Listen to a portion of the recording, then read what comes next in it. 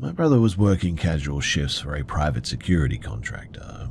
They supplied overnight guards to locations that didn't warrant permanent staff, and one of his short-term assignments was a rural cemetery that had ongoing vandalism issues, mainly teenagers damaging headstones and breaking into old mausoleums.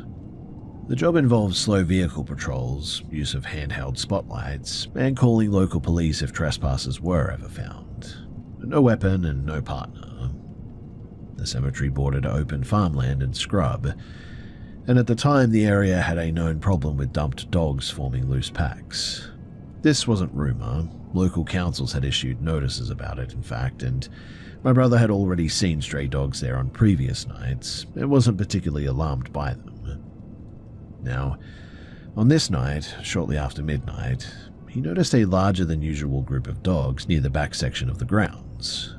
He estimated maybe 7 or 8 of them, and among them was a large Rottweiler-type dog, several mixed breeds with him, and one small white dog still wearing a faded harness. That detail stood out to him because it clearly had not been feral very long. The dogs weren't aggressive toward him or the vehicle. They were just sort of moving around, sniffing, and occasionally play fighting. So he continued his patrol as usual, and about 20 minutes later, while driving with the window down and the spotlight resting on the doorframe, the dogs suddenly became very agitated.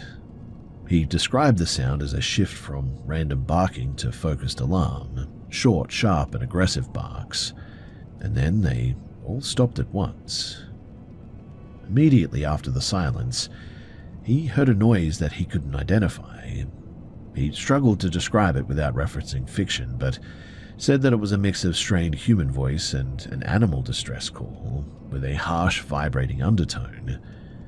But what bothered him most, though, was that it carried directionally, like something moving quickly rather than echoing.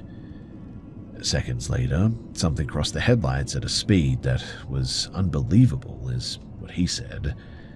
He described it as tall, light-colored, and moving unevenly. The dogs followed immediately, and his first concern wasn't fear. It was actually that the dogs were chasing another animal or someone's escaped pet or something. He parked, took the spotlight, and followed on foot. The barking intensified, and then that same noise happened again. This time he said that he thought that he heard a word buried in it, though. Something close to help, though he admitted that it could have just been his brain forcing meaning onto a sound. In any case, he reached a row of older mausoleums and shone the light toward the noise, and the dogs had cornered what he initially assumed was a deer. But the longer that he looked at this thing, the less that it fit.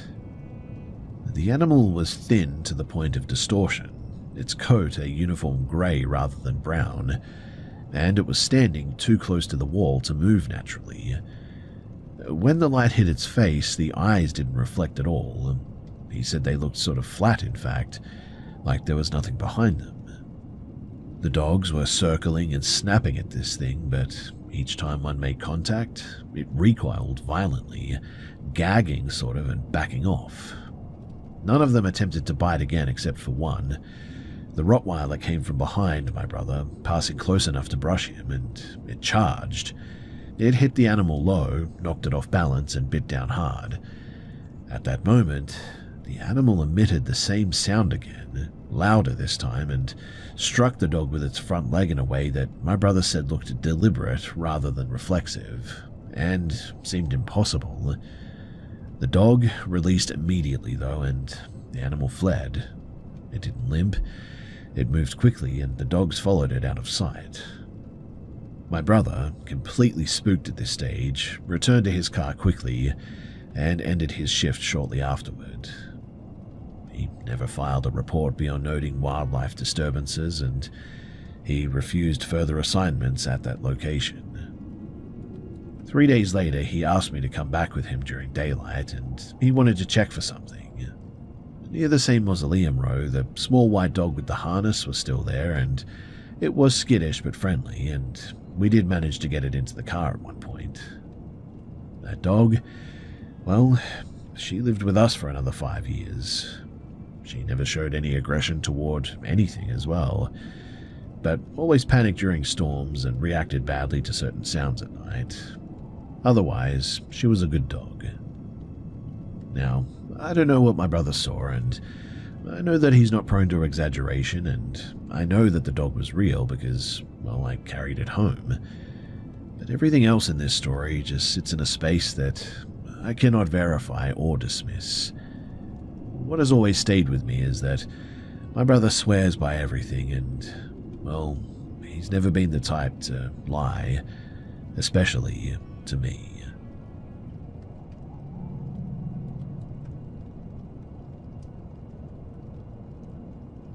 For some context, I help my mother a few evenings a week at a roadside service station that she owns. It's located on a secondary highway outside of a small agricultural town. There's nothing nearby except for some paddocks, a truck pull-off area, and a closed roadhouse a few hundred meters down the road. After dark, traffic stops off almost completely. So this happened in early of July of 2021. My mother messaged me that afternoon asking if I could cover the evening shift from roughly 5:30 until closing at 10:30. I agreed and arrived just before sunset, and she spent most of the night in the back office doing stock orders and paperwork or something, while I was handling the counter and restocking.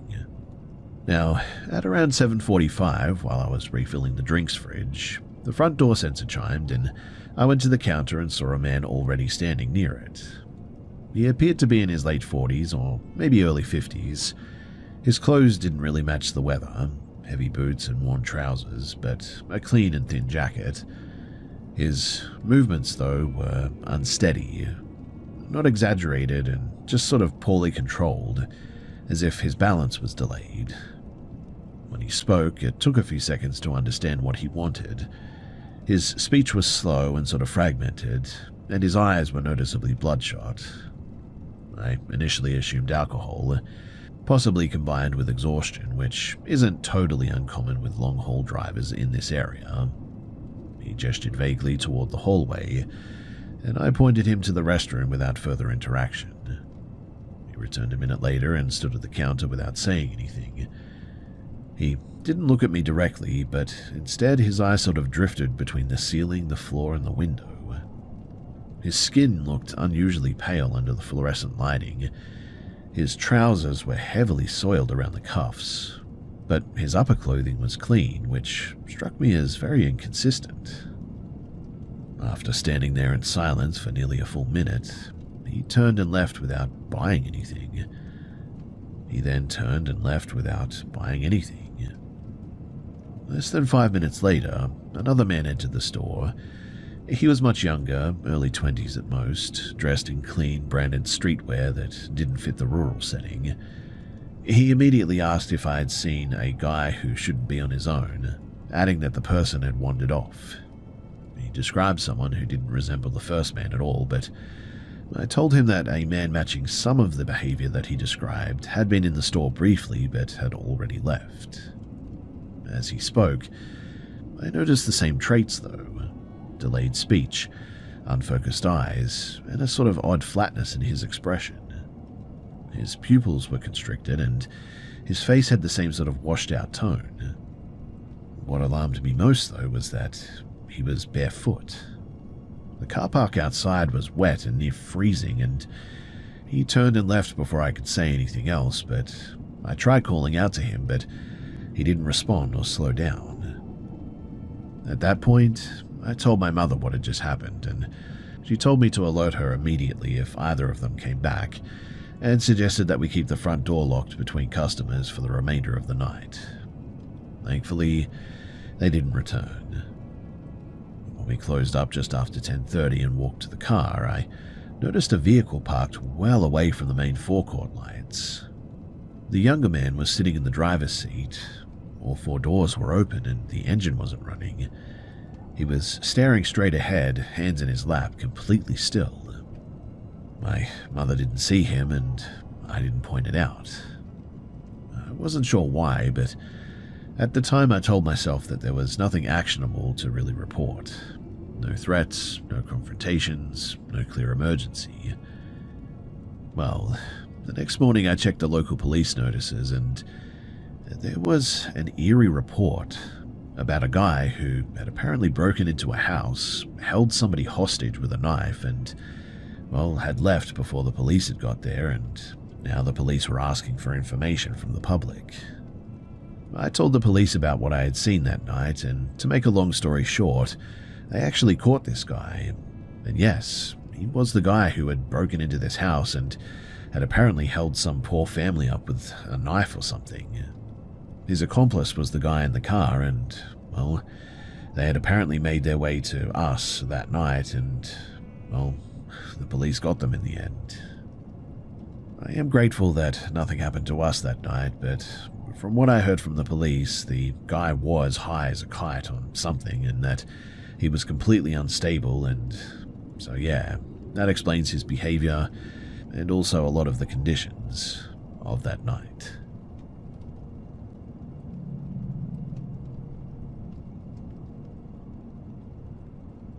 In early 2016, I was renting a one-bedroom unit in a mid-rise apartment complex near Tacoma, Washington. The building dated back to the late 1970s and had been renovated multiple times. Nothing about it stood out too much. No reputation, no local stories, no obvious red flags. I was working irregular hours at the time and sleeping pretty poorly, which is relevant to the story. So one night, sometime after midnight, I woke up unable to move. I recognized it immediately as sleep paralysis. I'd experienced it twice before in my life, in fact. My breathing felt shallow and I couldn't speak. That part wasn't new. What changed, though, was the mental imagery. Instead of the usual sense of pressure or panic, I experienced a detached perspective, as if my awareness had shifted away from my physical position. I perceived myself lying on the bed from an elevated angle, not sharply defined, but more like an impression than a visual scene. In this state, there was a second presence. I didn't see a clear face, but I registered long hair and the sensation of my head being supported, like somebody was holding it steady. The dominant feeling wasn't fear. It was neutral, almost procedural-like. Like an interaction that had rules that I didn't quite understand. There was no spoken dialogue, but I had a strong impression that I was being prompted to identify the person. Not threatened, but encouraged. I resisted the idea, mostly because the experience already felt way too intrusive. At some point, the pressure to engage intensified, though, and then the episode ended abruptly. I woke fully alert and emotionally unsettled, as you could probably imagine, though not panicked completely. I wrote it off as an unusually vivid night terror episode, and I just didn't tell anyone. Well, the next day I found myself fixated on the building. I looked up its permit history and old listings, not because I expected to find anything specific, but because I couldn't stop thinking about the apartment as a physical space rather than just where I slept. I didn't find anything remarkable. No deaths, no police reports tied to my unit. Really, there was nothing. Over the following weeks, small incidences began to accumulate, though. On 2 separate occasions, I returned home to find my door unlocked. Nothing was missing, and there were no signs of forced entry. I assumed that I had made a mistake, even though I was normally very careful about locking up. Another time, I heard movement in the hallway outside of my unit late at night. Footsteps stopped directly outside of my door and remained there long enough for me to notice the absence of sound afterward. When I checked through the peephole, the hallway was empty, though. The most concrete incident, though, occurred one afternoon when I went to visit a friend who lived in the same complex, 2 floors down. I knocked and was certain that somebody looked through the peephole. I saw a shift in light and shadow close to the lens, but when no one answered, I called my friend. She was across town, confirmed by a timestamp photo that she sent without prompting. We returned together a little bit later.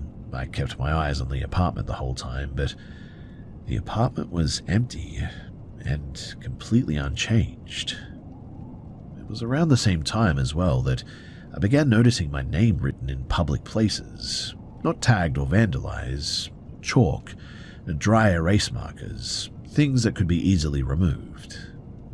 Once on a whiteboard outside of a cafe, once on a concrete utility cover near a bus stop that I didn't normally use. These weren't dramatic messages, but just my first name spelled correctly with no context. I didn't confront anyone or report anything. I mean, what do you say about that, right? None of it rose to the level of suspicion or a crime or anything, but still, the cumulative effect changed how I behaved. I slept with the lights on. I avoided being alone in the apartment when I could.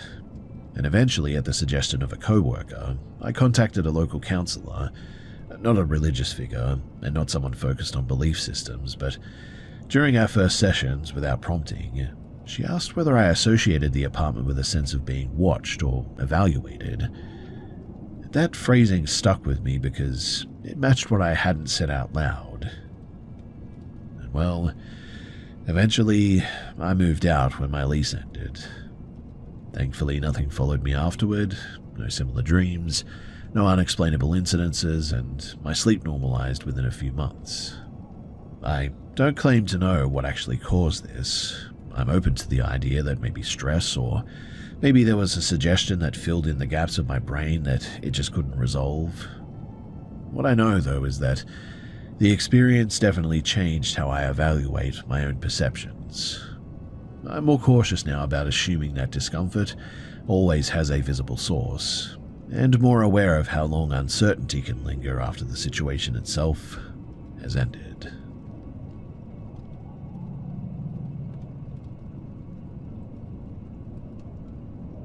A few years back, my family temporarily relocated to a newly completed residential block in the outskirts of Kuala Lumpur. The building was 14 floors, but only the first 2 levels were approved for occupancy at the time. The remaining floors were structurally complete, but still undergoing interior work. This was permitted locally, despite the obvious safety issues, but we were among the first occupants. The apartment was on the ground level, directly facing a busy service road. There was constant traffic noise, nearby shops, and construction activity during the day. Nothing about the environment suggested isolation or abandonment is what I'm getting at. And at night, exterior lighting from the street and the adjacent buildings remained on all night. At the time I was 17, my cousin who had moved in with us temporarily was 18, and we shared a bedroom. We were both pretty academically inclined, and generally pretty dismissive of superstition. Conversations between us tended to be pretty practical: school, current events, technical topics. That night was no different. This happened roughly 2 weeks after moving in. So we had stayed awake until early morning talking, and around 4 in the morning, we had stopped speaking, and I remember turning toward the wall and beginning to drift into sleep. I was not fully out yet, but I was abruptly shaken awake by my cousin. He didn't raise his voice, but his tone was strained, and he asked if I had seen that thing. When I asked him to clarify, he paused and then told me to forget about it. This was unusual behavior for him. He was certainly not prone to panic like that. He was looking toward the bedroom doorway, which opened into a short corridor leading to the living area. The corridor lights were off, and all the windows were covered with thick curtains, which we had installed ourselves due to construction dust and light pollution. But I followed his gaze, and what I observed, I will never forget. It was not a figure, but a concentrated source of light moving through the corridor. It was elongated and narrow, angled slightly downward, with a brighter center and uneven edges that appeared to shift as it moved. It was not steady like a flashlight beam. It didn't sweep or scan. It sort of moved laterally, as if passing through the space rather than being projected onto it. The light reflected off the painted walls and the tiled floor, which allowed me to track its movement, even when it was partially obscured by the doorframe. There was no visible source, no sound accompanied it. No shadows were cast that would suggest a person carrying something. I reacted immediately, though, and asked my cousin if that was what he had seen. He confirmed it without hesitation and described it in the same terms that I would have used. Before either of us could speak further, though, it disappeared. But then, less than a minute later, it reappeared further down the corridor, closer to the living room. Its movement was faster this time as well. The intensity fluctuated slightly, as if passing behind obstacles that were not physically present. At that point, both of us yelled, not because of what it was, but because of just how little sense it made. We left the room and woke the adults. Lights were switched on throughout the apartment, and when they went to go and check, the corridor was now empty. There were no open doors, no windows uncovered, no active construction lights visible from our unit. The external road lighting was constant and diffused, and not directional like this. This was genuinely like some sort of a floating ball of light.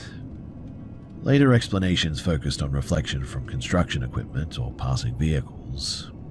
The problem with that explanation is structural. The corridor had no direct line of sight to the street. The curtains were double-layered and secured. The angles required for a reflected light source to move in that manner, at that speed, without interruption, just didn't align with the layout of the apartment. I remember trying to see this thing again, but no similar incident occurred again during our stay there. We lived there for several more months, construction continued, and nothing unusual followed. I guess the lack of reoccurrence made it easier to ignore for everyone, but it certainly never resolved the inconsistencies of it all. It's something that I still talk about from time to time with my family, and I still don't have an explanation for whatever that was.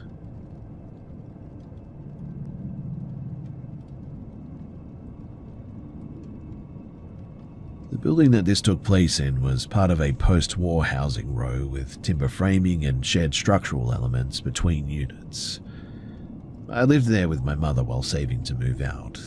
The house had persistent creaks, temperature shifts, and noise transfer from neighboring units, none of which was out of the ordinary. Now, on the first night there, shortly before 11 p.m., I was lying in bed scrolling on my phone when the mattress sort of jolted near the lower left corner. It felt like a blunt impact rather than vibration, and the bed frame didn't slide, neither did anything fall, but I don't own any pets, and I assumed that somebody downstairs had bumped a wall, or maybe that the building had shifted, so I didn't investigate any further. The following night at 10:40 p.m., the same movement occurred again though, but this time it happened 3 times within roughly 10 seconds. The timing caught my attention because it was nearly identical to the previous night, and the force was localized, as if pressure was being applied upward from below the mattress rather than the floor shifting beneath it. I got up immediately. My mother was upstairs in the bathroom with the shower running. Nobody else was in the house. No appliances were on that could cause vibration. There was also no noticeable traffic outside at that moment.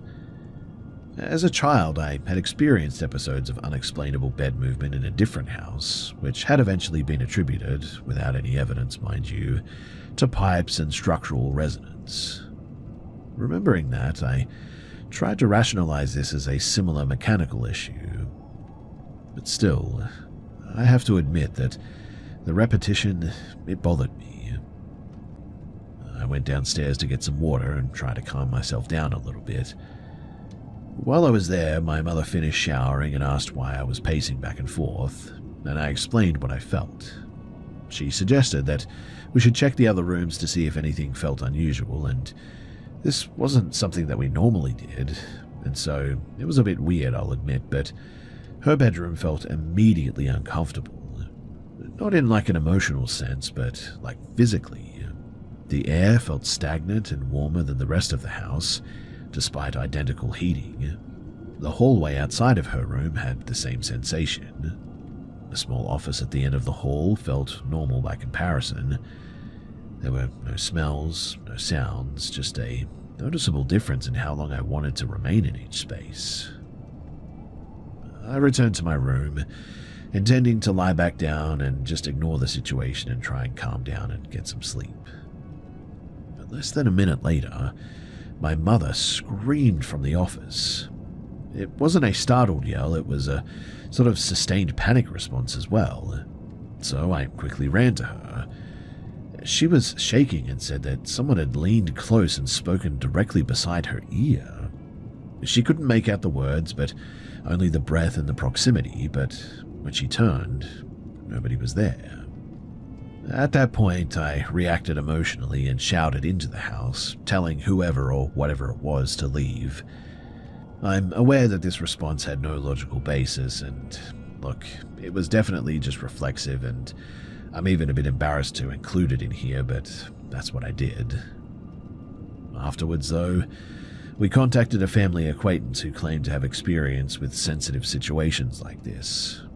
She stayed on video call with us while we walked through the house, and she offered a narrative involving two presents, one aggressive and one defensive, and tied the bed movement to the smaller one attempting to get some attention. I didn't accept this explanation, but I also couldn't replace it with any better one. We eventually attempted basic environmental checks too, heating off, windows opened, breakers inspected, but nothing ever changed. The bed movement continued intermittently, always in the same location and always very brief. Eventually, out of exhaustion rather than belief really, we moved pillows and blankets onto the floor beside the bed and left the mattress untouched. The impact stopped after that too, though I don't know if that was just coincidence or maybe timing or something, but I didn't sleep.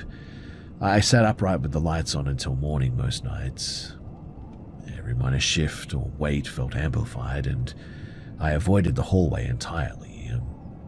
When daylight finally came each day, everything felt ordinary again. No marks, no damage, no repeat events during the day.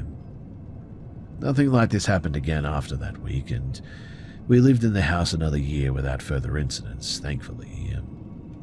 And I guess the most unsettling part isn't the memory of the fear of it all, but it's that despite the inspections and the time, I still cannot identify a mechanical cause that accounts for the timing, location, and the consistency of what occurred.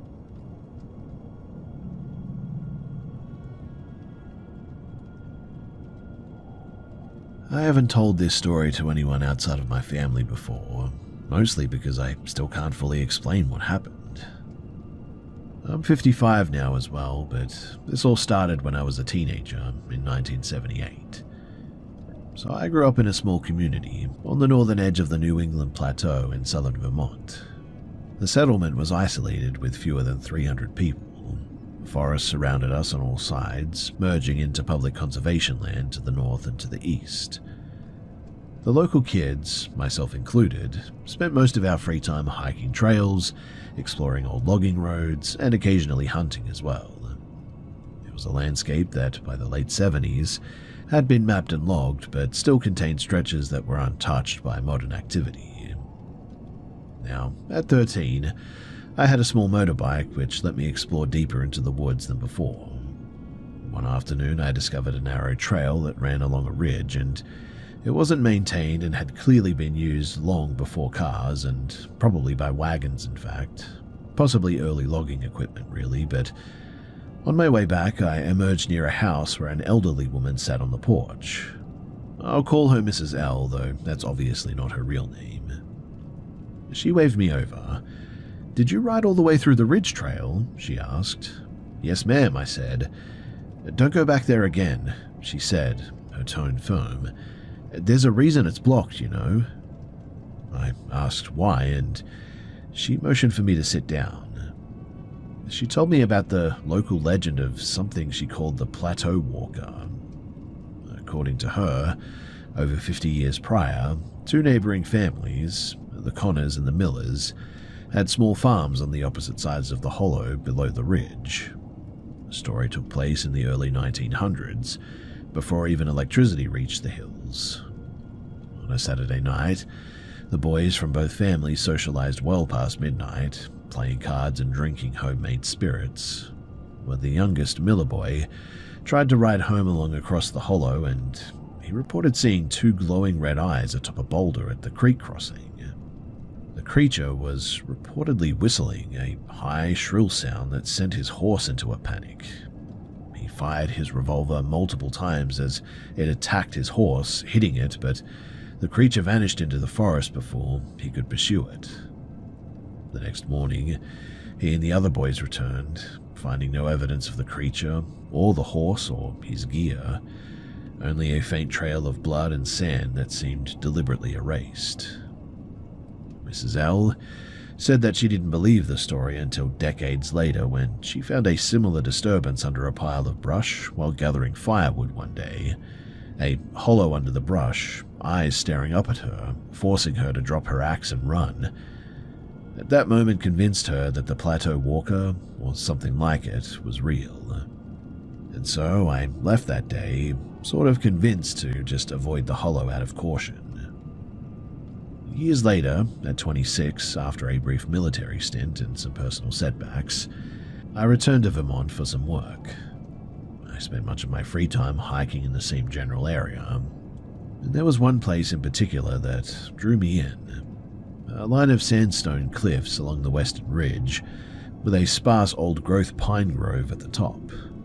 The grove was pretty isolated, with thick pine needles covering the forest floor everywhere, and a pretty heavy canopy that blocked the moonlight.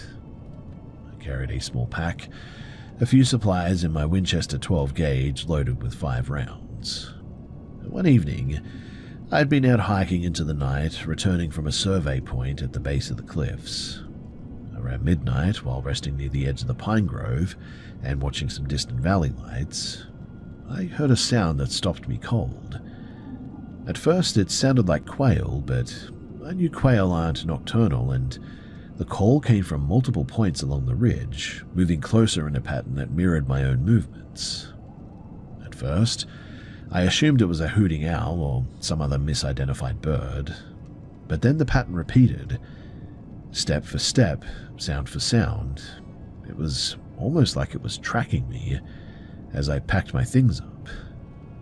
My instincts told me that I wasn't alone, and I wasn't being observed casually. I was being followed.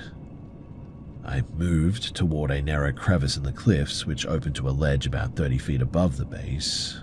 I crawled through this tight space, dragging my pack and my gun. Below me, I could hear movement, footsteps, heavy and irregular, distinct from any deer or human that I could make out. Once on the ledge, too, I climbed to the grove and crouched behind a large pine. The sounds followed, but this thing stopped at the edge of the grove, staying just out of my sightline. I switched on a flashlight mounted on my gun, but the beam illuminated nothing. I then heard long, deliberate steps circling the grove. The cadence was strange, too, heavier than a human's, but not perfectly quadrupedal either.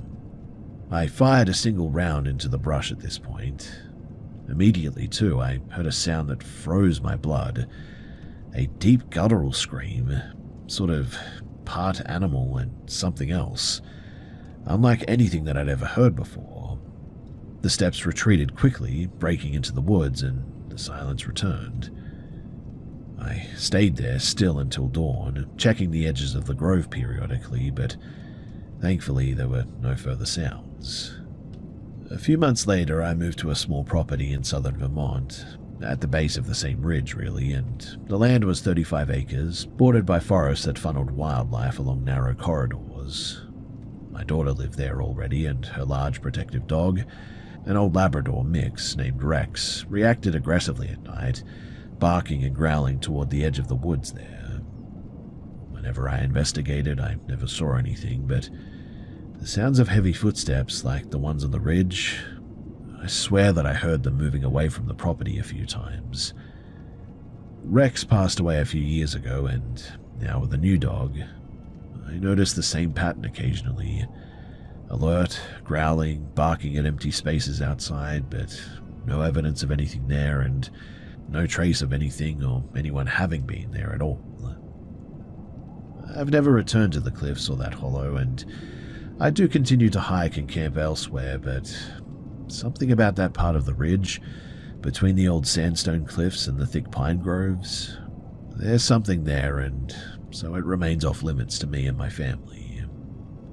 Based on local reports and historical accounts, the thing that I encountered is pretty consistent with the description of a bipedal, large, foul-smelling creature that is apparently in the area, an animal that can mimic sounds and move pretty silently, and intimidate both humans and animals. Some call it Bigfoot, or skunk ape in other regions, but locally, it seems to have a unique whistling behavior, and so people call it the Whistler. I've never seen it directly in daylight. I only know what I've heard and what I've felt, and what my dog reacted to, and what some other people have said. That's enough for me, though, to ensure that I won't be venturing into that grove ever again.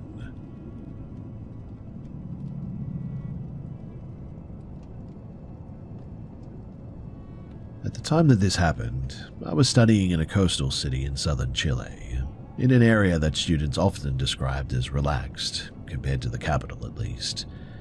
But that description is only really partially true.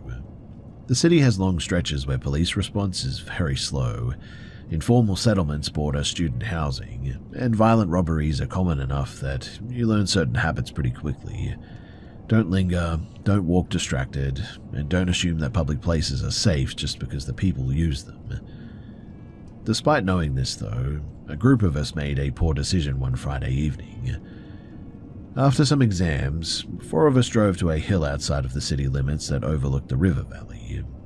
It was a known lookout spot, and students went there to drink, smoke, and watch the sunset from time to time. There had been some incidences in the past there, assaults, thefts, but none of us had personally experienced anything serious, which tends to create a false sense of immunity, right? Well, we arrived just before dusk. There were no other vehicles parked nearby, which we took as a positive sign rather than a warning. The road was unpaved, and the area was surrounded by thick scrub and uneven terrain. We stayed inside the car, windows up, talking and passing some time. Nothing felt immediately wrong, and the light was fading slowly, and the city noise below was still pretty audible.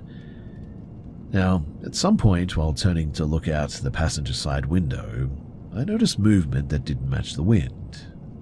About 6 meters away, partially concealed by bushes and tall grass, were 4 adult men. They were crouched low, not sitting or standing. Their clothing was dirty and mismatched, and none of them appeared surprised to see us. What stood out most was their stillness. They were not whispering or shifting, they were watching. It took a second for my brain to process what I was seeing, but then the context clicked. Isolated location, no witnesses, fading light, blocked escape routes on foot. I didn't try to stick around to analyze the motives. Instead, I shouted to the driver that we needed to leave immediately. He reacted without hesitation and accelerated hard down the road. As we gained distance, I looked back through the rear window. 2 of the men had stepped out from the brush and onto the road. They didn't chase the car, they didn't wave or shout. They simply stood there facing us, watching us leave. And it was then that I noticed that one of them had a rifle and the other seemed to have a pistol. We drove straight back into the city, and we didn't stop until we were in a populated, well-lit area. No one really spoke much afterward, but the adrenaline wore off slowly, and it was replaced by a delayed fear, I guess. We all reached the same conclusion independently, that if we had exited that vehicle, even briefly, the situation, well, it would have escalated quickly. Whether the intent was robbery or something worse, that didn't matter. The outcome would not have been controlled by us, that much was certain. I have returned once to that hill during the day with other people around, and it looked ordinary. Nothing marked it as dangerous, and I guess that's the part that really bothers me the most. The threat was not dramatic or obvious in any way.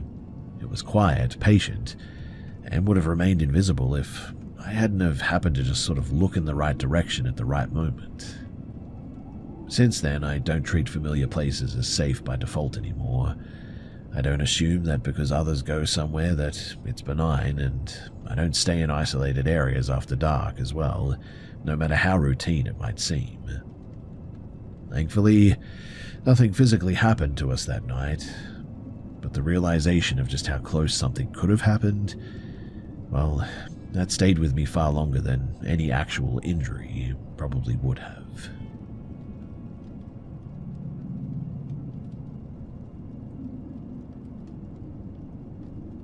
At the time that this happened, I was studying, but I wasn't living in student accommodation.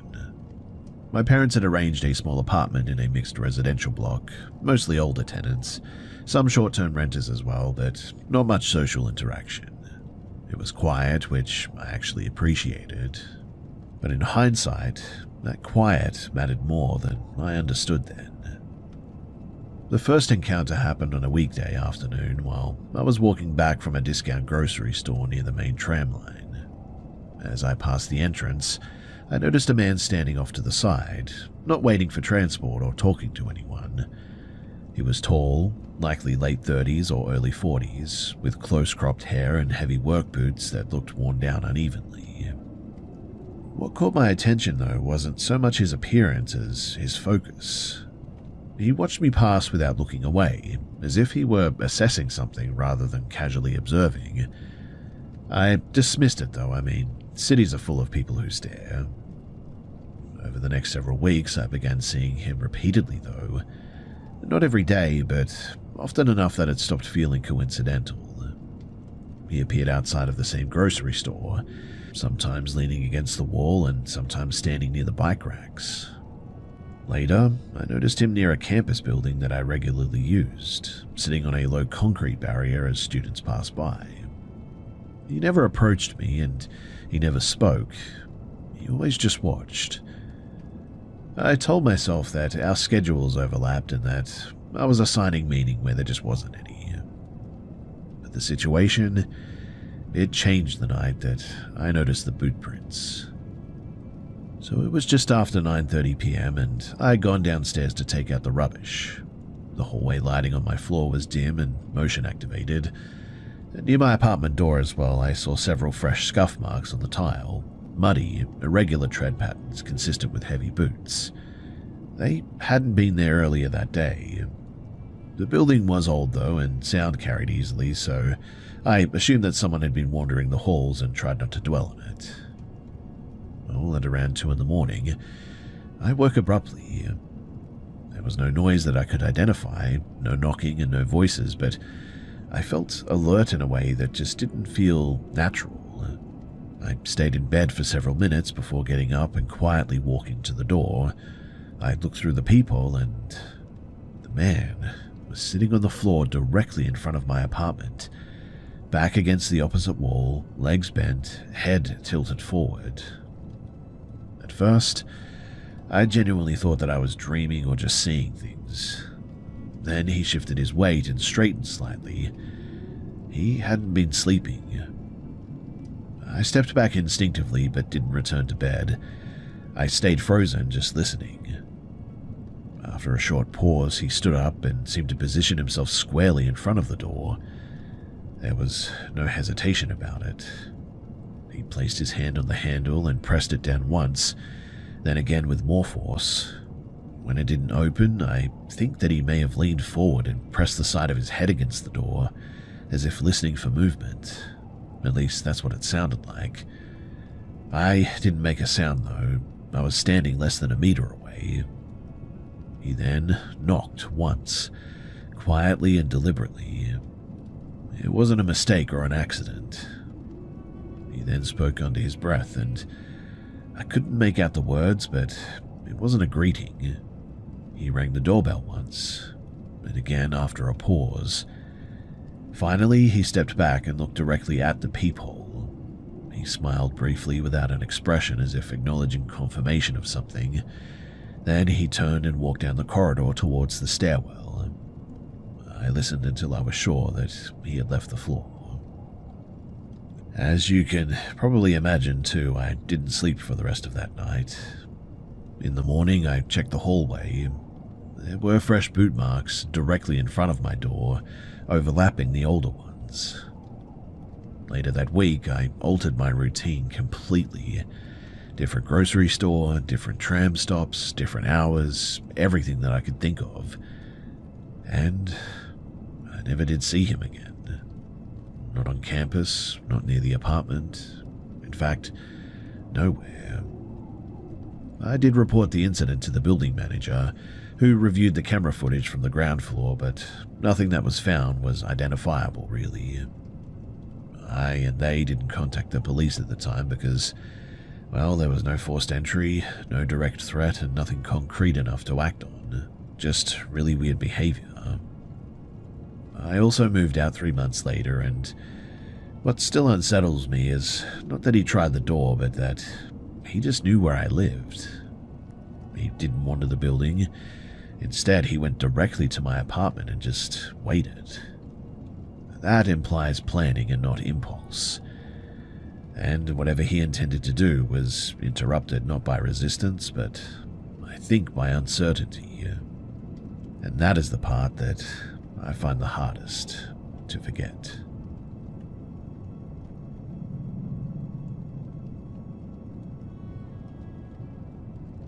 At the time that this took place, my partner and I were living in a dense outer suburb of Manchester, in England. We rented the lower unit of a converted townhouse that had been split vertically rather than by floor. Both units shared the same narrow front path, which ran from a street-level gate up to 2 separate entrances. Our door was the second one, partially sort of recessed, and there was no exterior lighting along that path. At night, the only illumination came from nearby streetlights, which really didn't reach the gate. We returned home just after midnight, though, following a live show in the city centre. We were tired, slightly distracted, and decided to order some food through a delivery app instead of cooking. The account was in my name, which clearly identified me as a female. I didn't think about that detail at the time, but the order took way longer than we expected. And after roughly 40 minutes, the courier sent a message through the app apologizing for delays due to traffic or something. I responded briefly and didn't think too much of it. But a second message came about 10 minutes later confirming that the drop-off would be contactless and placed at the door. While waiting, we had the front window open slightly for some ventilation. That window faced directly into the walkway, positioned just to the side of the neighbor's door. From inside, you could hear the gate clearly when it opened or closed, and I heard the gate open once and then close. A few seconds later, it opened again and closed a second time. Shortly after that, the courier sent a final message confirming delivery and wishing us a good night. My partner stood up to retrieve the food, and as he approached the door, our dog reacted in a way that I hadn't seen before. She didn't bark immediately, and she froze, then growled low and continuous, refusing to move away from the window. That alone was enough to put me on edge, but when my partner opened the door, he noticed the food bag was not near the threshold. It had been placed several steps down the path, close to a hedge that ran along the side of the property. Retrieving it would require fully stepping outside and turning away from the door. As he moved toward the bag, he heard movement in the hedge. A man stood up from a crouched position less than 3 meters away. He had been positioned low and partially concealed by the shrubbery, but there was no phone in his hands and no attempt to explain himself. When my partner raised his voice and asked what he was doing, the man turned and just ran back down the path, through the gate and out of sight. The entire interaction lasted only seconds, but we locked the door and turned off the interior lights, and after a few minutes we checked the app and we saw that the courier had already marked the order as completed and was no longer active. We reported the incident through the platform, providing a description and explaining that the delivery had been deliberately placed away from the door, and that the courier had remained on the property after making the delivery. The response we received was pretty generic, to be honest. The company acknowledged the report and refunded the order. We were told the matter would be reviewed internally, and we never received a follow-up. In the weeks after, I changed my name on my account, stopped responding to courier messages, and I no longer opened the door immediately after late-night deliveries. We also installed motion-activated lighting along the path at our own expense, and thankfully, nothing similar happened again.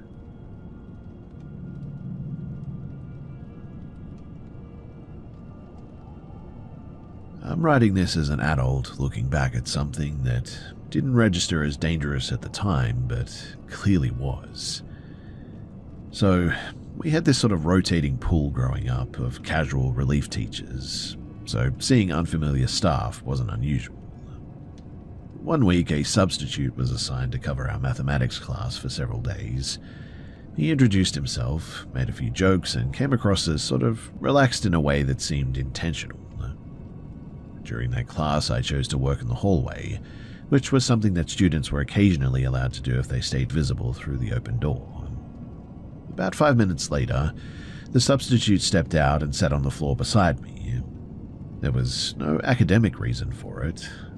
He began asking really personal questions too, like what music I liked, whether I had older friends, what I planned to do after school, things like this. His language was informal and increasingly inappropriate for a teacher speaking to a 13-year-old. What I mean is that he swore freely and framed it as talking like adults. At the time, I didn't have the vocabulary to label what felt wrong. I only knew that being alone with him for that long felt really uncomfortable.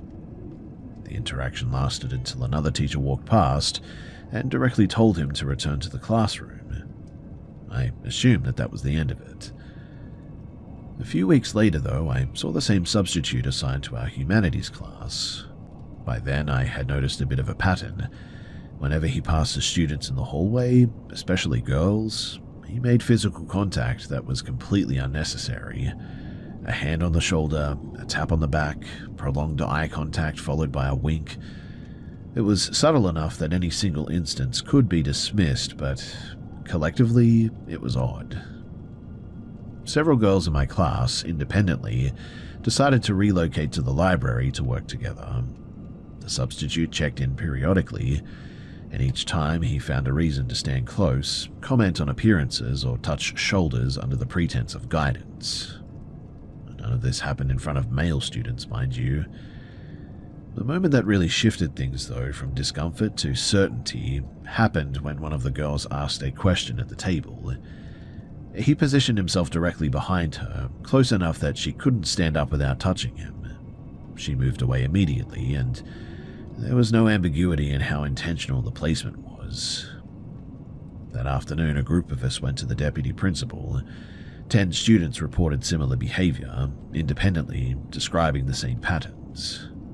We were interviewed separately, and within a week, the substitute stopped appearing at our school. We believed then that finally the issue had been resolved. But several months later, a teacher quietly told us that he hadn't been dismissed from the system. Instead, that he was reassigned to substitute work at a nearby primary school, working with significantly younger children. And apparently, he had done some inappropriate things that had apparently landed him in some pretty serious trouble. I don't know all of the details about what happened there. To be quite honest, I don't really want to know, but the behavior was known, it was documented, and yet the solution wasn't removal, it was relocation. That's never really sat with me well. At the time, we thought that speaking up was enough, but years later, it's clear that it just wasn't.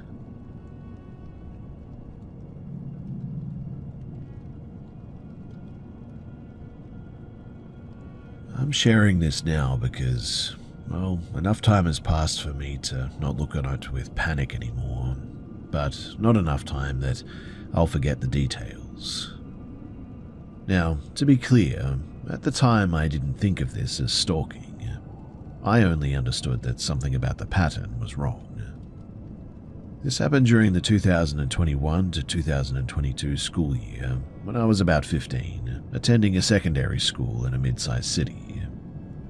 I relied on public transport daily. My schedule was consistent, an early bus to a transfer point, then a short metro ride to school, and I was usually at the stop by about 7:10. After a few weeks of the term, I began noticing the same older student on the morning bus. He appeared to be around 17 or 18, I would say. His clothing was pretty unremarkable but repetitive. A baseball cap pulled low, scarf or gaiter covering part of his face regardless of the weather. I noticed him only because he looked directly at me when he boarded, then avoided eye contact afterward. At first, I assumed familiarity explained it. Public transport creates repeated exposure, after all, and so I didn't really think too much more of it.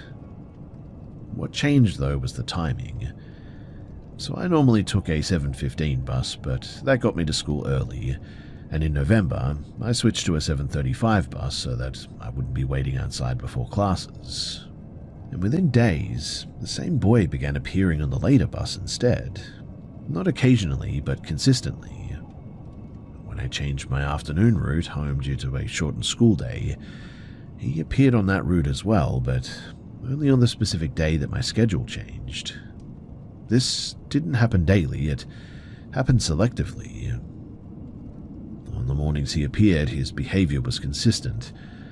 He boarded, looked at me briefly, sat several rows away, and never moved. He didn't speak to anyone. He didn't use his phone except briefly, as if sending a single message. On days when my schedule differed, he didn't appear at all. There were some additional inconsistencies too that made the situation harder to rationalize. He approached the bus stop from different directions each time, sometimes from streets that did not logically connect to known residential areas even. On afternoons, he exited the bus at the same stop as me, and then he would walk away in varying directions, including routes that led away from schools, shops, or even housing. Once I noticed him board the same bus that I was on, but from a stop at least 4 stops earlier than usual. Another time, he exited a convenience store exactly as I passed it, though I had arrived earlier than normal that day. What made this worse as well is that during this period, I also noticed repeated profile views on my social media from an anonymous account with no photo, minimal activity, and a small overlap of mutual followers from local schools. I couldn't connect it definitively to him, but the timing matched the weeks that I was seeing him most frequently. But then, as winter ended and temperatures rose, the sightings just suddenly stopped. The boy disappeared completely. No gradual reduction, just gone. At the start of the next academic year, I did see him one final time. It was the first morning of classes. He arrived at the bus stop wearing the same cap, but without the face covering. He paused, scanned the group of students, including me, then turned around and walked away from the stop without boarding. He didn't look back. And that's when I noticed something for the first time. He was not 17 or 18. This guy, at least, must have been in his mid-20s. I never did see him again after that, and while nothing overt actually happened, like there was no confrontation, no messages, and no threat, the consistency with which his presence aligned with my own schedule and vanished when it changed left little room for coincidence. He was following me, of that I'm sure. He was stalking me online, that much was clear. And I was clearly a school kid, and he was a man. What makes this even more frightening in hindsight is not what actually occurred at school, but what I heard around the area at the time. Apparently, some young girls had been stalked in similar situations, and had been tried to be pulled into a car by some men who apparently the cops had never caught. And so the question is, was this another one of those attempts? And was it directed at me?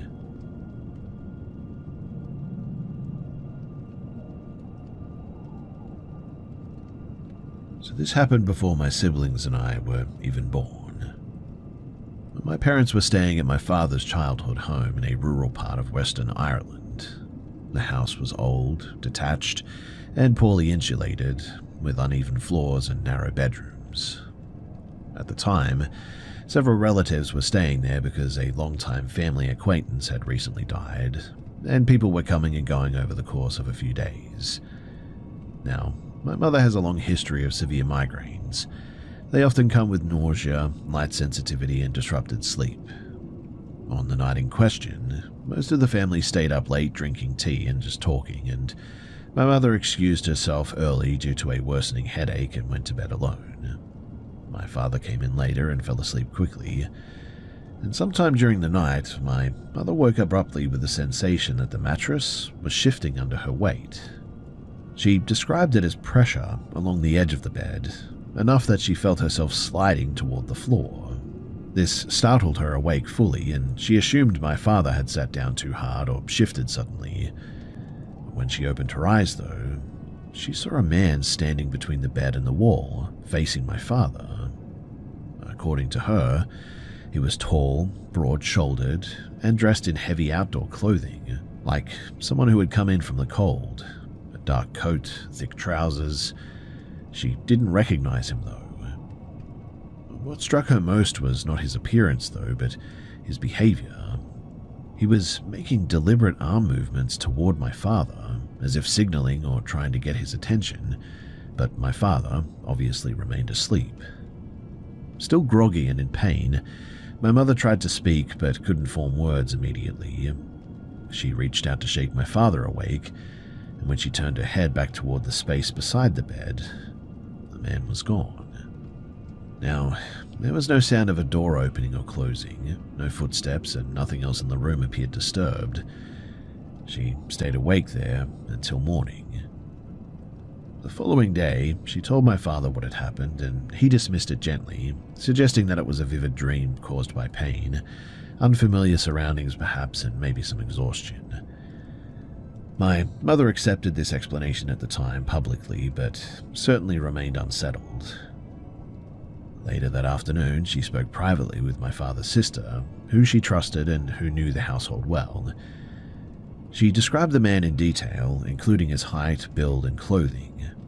According to my mother, my aunt stopped her mid-sentence, left the room, and returned with an old photograph. The man in the photo closely matched what my mother had described. My aunt explained that the photograph was of the family acquaintance who had died earlier that week, apparently. The clothing in the photo matched what he had worn in the winter, and my mother had never met him in person and had only heard his name in passing. There was no discussion after that. The photo was put away and no one suggested anything paranormal. The explanation offered was stress, suggestion, and the mind filling gaps during partial wakefulness. And my mother didn't argue. They left the house shortly after that, and to this day my mother swears that she saw what she saw. She also says that she hasn't had an experience like it since then, and it's the one time that she says that she thinks that she's seen something paranormal.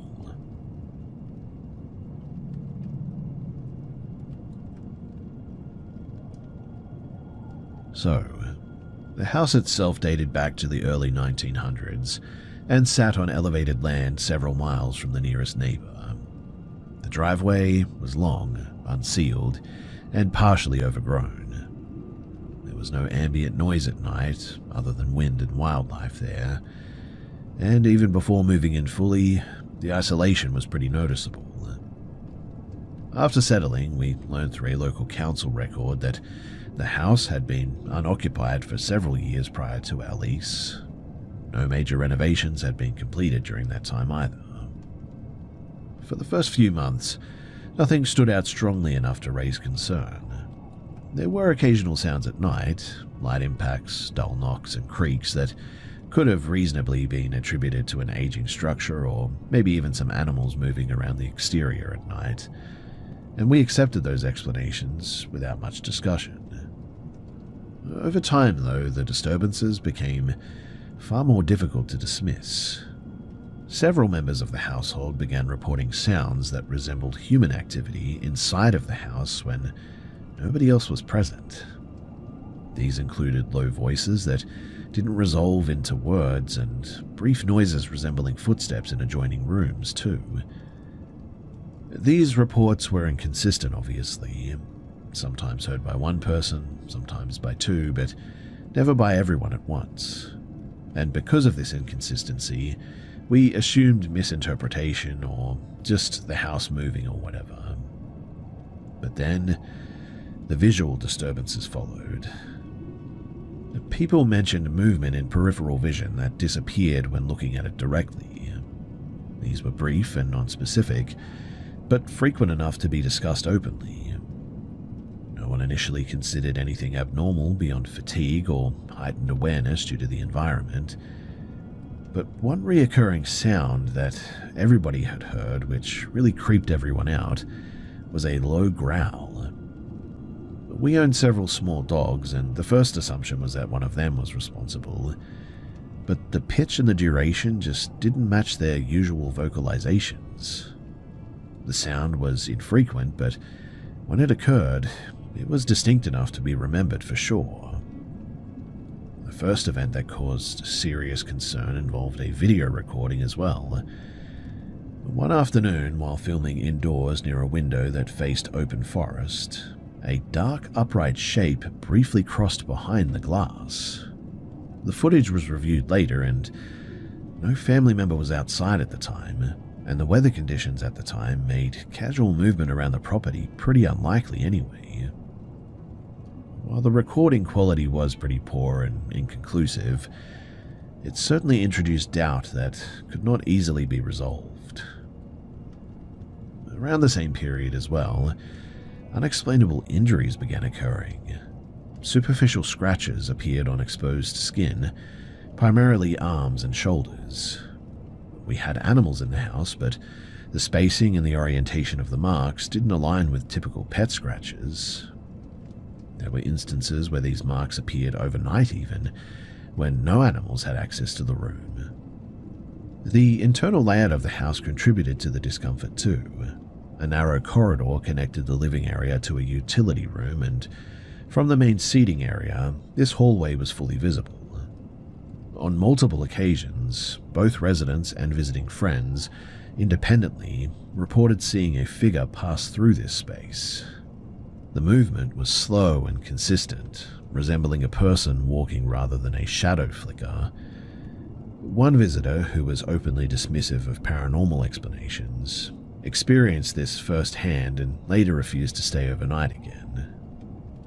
My bedroom was located in a sort of converted area beneath the main structure. It was accessible only from the outside and separated from the rest of the house by at least several meters. At night, too, I frequently heard sounds directly overhead, and none of it corresponded to foot traffic above. There were also faint tapping sounds in the walls and intermittent noises that resembled whispering even. I personally correlated these with plumbing or temperature changes at the time, but I never could find a consistent cause. Near this lower section as well was a maintenance access area housing water equipment. When preparing to remove some things from that place, we inspected the space and we discovered some markings on the concrete floor, along with remnants of wax and soot. The materials appeared old and unused for a long time, and none of the household members were aware of that stuff there prior to that inspection. The land itself also raised some concerns as well. Roughly a quarter of a mile from the house, in a section of uneven terrain with exposed rock formations, we found some discarded items, including damaged toys and decayed paper products. The condition suggested that they had been there for many years, and after consulting with a family member, authorities were notified as a bit of a precaution. No follow-up information was ever provided to me, but that always sat weirdly with me. But the most troubling changes of all were behavioral. My younger sibling, previously even-tempered, became increasingly volatile during our time there.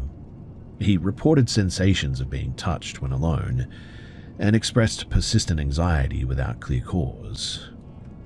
These issues lessened after we moved, but some residual effects remained for sure.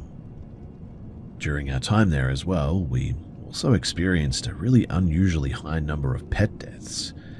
Veterinarian explanations varied, but the concentration of incidents during that specific period was noted by multiple family members and even some of the staff at the vet. We eventually relocated to a newly constructed home in a suburban area, and since then, there have been no comparable incidents. No unexplainable sounds, no visual disturbances, no behavioral changes, and no abnormal loss of animals. I don't claim that what occurred was paranormal. I mean, many of the events could be explained away. However, the consistency of certain experiences across different people, including some skeptics, always prevents me from a complete dismissal. And on top of that, my younger sibling swears that things were going on there that cannot be explained. What remains, I guess, is a really unsettling experience and something that, well, we still talk about from time to time and obviously has impacted all of us.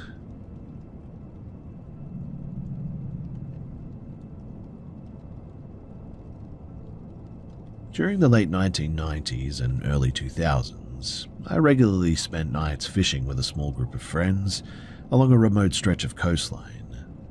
The area sits several miles outside of the nearest township, and at night it's largely unlit and unmonitored.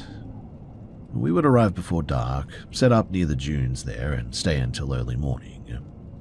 Locals, they often mentioned odd experiences near the river entrance, particularly after midnight. Most of these stories came from long-term fishermen and night surfers. Common claims include hearing movement on the sand when nobody else was present, indistinct vocal sounds coming from the waterline, and an ongoing sensation of being watched from behind while facing the surf. But none of us took these accounts seriously.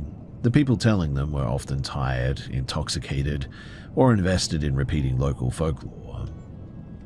Despite that skepticism, though, the environment itself always created a bit of unease. On certain nights, there was a persistent sense of proximity as well, of something close but not visible. It was not constant, and it never escalated into anything concrete. We attributed it to isolation, fatigue, and the effects of alcohol. One detail that stood out involved a dog belonging to one of the group. The dog, a mixed breed named Atlas, had accompanied us many times without any issue. On a particular night in early autumn, Atlas began reacting to the scrubland behind our camp. He barked repeatedly, held a low posture, and was fixated on the same section of vegetation for hours. Attempts to calm him always failed, and we assumed that something was moving around back there, maybe some wildlife activity, and we didn't really investigate. In the months that followed, Atlas returned several times with us and showed no unusual behavior. This reinforced the idea that the earlier incident was just a one-off. But that assumption changed during a later trip.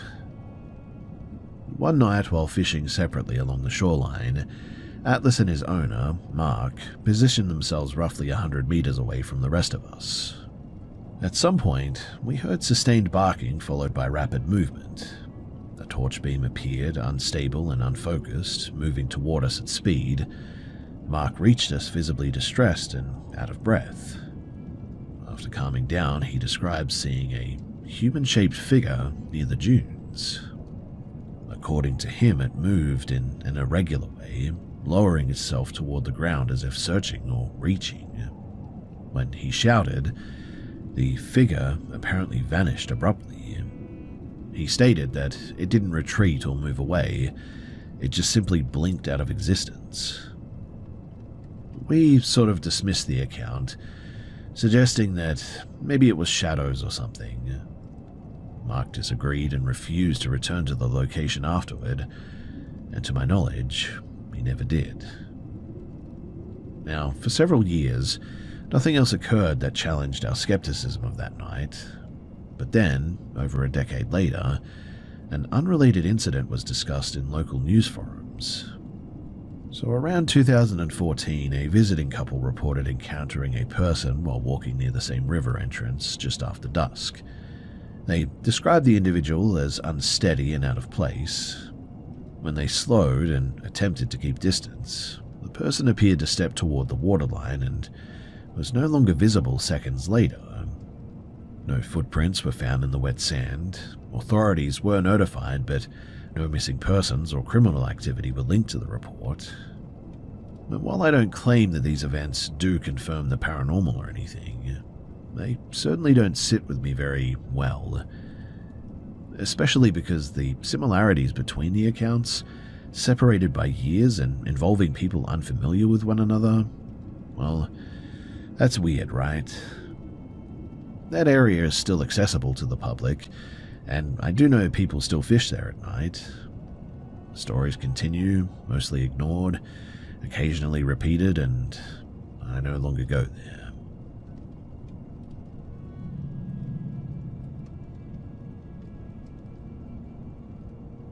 I have gone back and forth for years about whether to share this story, mostly because, well, nothing about the experience fits neatly into a single explanation. What follows happened during a short stay in a renovated hotel complex in downtown Chicago, a property that had changed names and owners multiple times over the decades. So my partner and I checked in during the first week of October 2021 and stayed for 6 nights. We were assigned a corner suite on an upper floor. The room had an open-plan layout with a freestanding bathtub positioned a few feet from the bed, partially separated by a glass divider, and there were no mirrors directly facing the tub, but the fixtures were highly polished and reflective. One afternoon, my partner left the hotel to meet a colleague, leaving me alone in the room. I decided to take a bath, and the bathroom lights were fully on. It was still daylight outside, but at the base of the tub was a stainless steel drain cap, slightly convex and reflective enough to distort, but still show shapes in contrast. Now, as the bathwater drained, I leaned forward to press the stopper, and while looking down, I noticed movement in the reflection. At first, I assumed it was my own shoulder or hair shifting, but then I realized that the reflected shape, it didn't match my movement. Behind my reflected outline, there was a darker form. It was not sharply defined and did not resemble a face or clothing or anything. It appeared as a vertical mass positioned close behind me, offset slightly to my left. The size suggested something human in scale, but the proportions were unclear. I remained still and focused on the reflection for at least several seconds, trying hard to identify the source. But the lighting, it didn't change.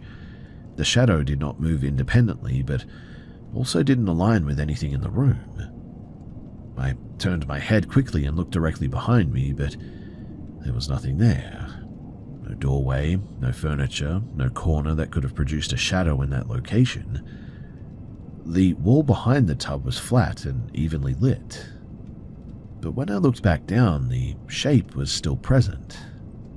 I attempted to identify alternative explanations. A nearby chair and a shopping bag were positioned sort of several feet away and too low to be reflected at that angle. I adjusted my posture and leaned to one side, but the shape didn't behave like a reflected object would. It remained fixed relative to my body, as if occupying the same physical space behind me. When I looked up again, the space was empty, and when I looked back down once more, this time, whatever was there, it was gone. Well, at that point, I exited the tub immediately. I dried off quickly and stayed in bed until my partner returned. I didn't explore the room or test lighting conditions further, and genuinely I was afraid. Over the remainder of the stay, I noticed something else that I initially dismissed too. In low light, especially at night, I repeatedly saw movement in my peripheral vision. These were not flashes or reflections from outside traffic, mind you. They appeared as silhouettes crossing the living area or standing briefly near the doorway. Whenever I looked directly, there was nothing there, but I was definitely seeing something. I didn't mention it to my partner at first, assuming that it was just fatigue or maybe anxiety triggered by the earlier incident. But 2 nights later, I told him what I had seen in that bathtub. His response was delayed and sort of weirdly restrained. He then told me that on at least 2 nights while I was asleep, he had remained awake in bed and observed what he described as multiple human-shaped forms moving through the living area. He emphasized that they didn't behave erratically or aggressively or anything, but according to him, they moved with weird fluidity, as if they were floating almost. He said that he didn't wake me up because he believed that it was just visual misinterpretation of the night caused by the darkness and reflections or whatnot, and we compared details only after leaving the hotel. Neither of us could identify a shared trigger such as alcohol use, medication, or maybe lack